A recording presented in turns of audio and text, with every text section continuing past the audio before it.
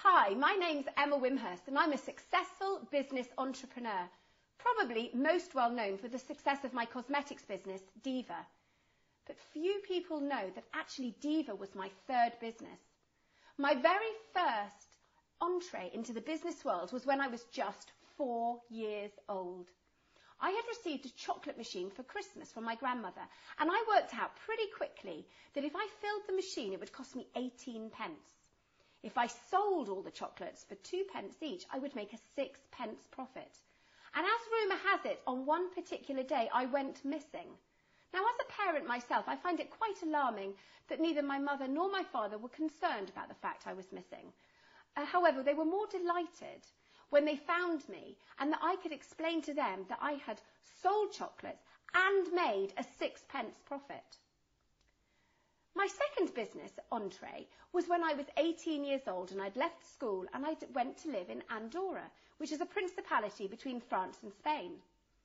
I got pretty bored after a while because I couldn't speak French and I couldn't speak Spanish and I didn't really know what to do with myself. And then it dawned on me, what do people need? They need to speak English. And with this knowledge, I set up an English school. I'd never taught English in my life, and I applied the philosophies that I had been taught when learning French to the English. Sadly, it wasn't quite as easy as that, but I did manage to set up a very successful school, and I ran it for about 6 months. But as was typical of an 18-year-old, I was impetuous, impatient. I wanted to know what else was round the corner, and I gave it up. So Diva Cosmetics really is my third business. Why did I choose cosmetics? What led me down that route? Well, when I came back from Andorra, I spent 10 years working with Revlon Cosmetics, and I got a really good grounding in how to make colour cosmetics in their manufacturing facility. But I also spent 5 years in London learning about retail sales, marketing, and most importantly, how to make a profit. It was with this experience and this knowledge that I identified a gap in the marketplace for teenage colour cosmetics. And in fact, my eureka moment occurred when the Spice Girls appeared on Top of the Pops. And they were wearing these bright, vibrant colours. And I wondered where teenagers managed to buy their makeup from. Anyway, to cut a very long story short, I identified New Look as my perfect target market. High fashion, good quality, and quite inexpensive. And I went off armed with my whole proposal for a complete range of colour cosmetics, knocked on their door, and luckily they saw me. They listened to my presentation. They nodded in the right places. And at the end of it, when I expected this order, they said, "We love what you have suggested, Emma, but..." And I was extremely disappointed. "We don't really think," they said, "that we're in the right position right now to take colour cosmetics in our stores, but we would like to try nail polish." People at that point often say, "Well, how did you feel?" Quite honestly, disappointed. However, I went off and with good grace, I supplied them with their nail polish.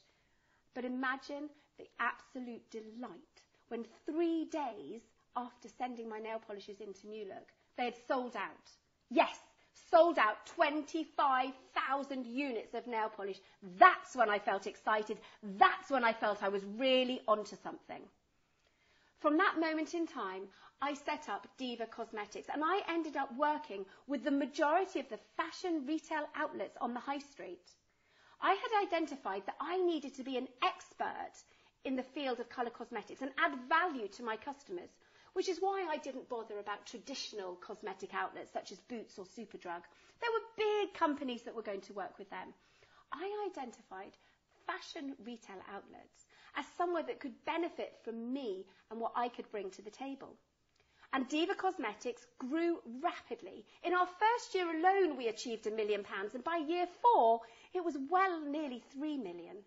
And we worked with some of the biggest names in the high street, ranging from Mothercare, Monsoon, Dorothy Perkins, Accessorize, River Island, British Home Stores, Asda, New Look, Claire's Accessories. Now, there was one particular poignant moment in my life when I was sitting at Sandbanks, and I'm sure you've all heard of Sandbanks thanks to Piers Morgan, and I was watching some mummies play with their children on the beach. Now, I had my firstborn son, William, just about the same time as Diva, and he was dispatched off to nursery to enable me to work. And on this particular day, I looked at the children on the beach and I felt a complete amount of regret that I no longer could do that with William. And I took a promise that if I ever found myself in the position of having more children, then I would spend some time, quality time with them on the beach without anything else to think about. It was a pretty empty promise because, in fact, I just left William's father. But when the time occurred, about a couple of years later, I remember what I had said to myself, and I decided and set in motion to exit from Diva Cosmetics. I spent quite a considerable amount of time at home, and I actually went on to have a third child, but I realised that everybody who told me at the time, mistake, big mistake, you'll hate being at home. And although I disagreed with them at the time, they were right. Absolutely right. I hated it. And I needed to get back to the workplace. I needed to get something I was passionate about, something that engaged me, enthralled me, gave me a reason to get up in the morning. Don't get me wrong, I adore my children. But I believe that me being a happier person and feeling fulfilled is going to benefit them. And this is why I took my 7 disciplines, which I believe are the reasons why Diva was successful. I don't believe there's just one business element that makes a business success. I have a more holistic approach. There are 7 key areas you should master. And I've taken now those 7 key disciplines and applied them to the book that I have written called Boom. I have written, created, and am now marketing this book for small to medium-sized business owners who can benefit from my experience and who can also avoid the mistakes I've made. I really hope you enjoy looking at this website, and I really hope that you enjoy reading Boom.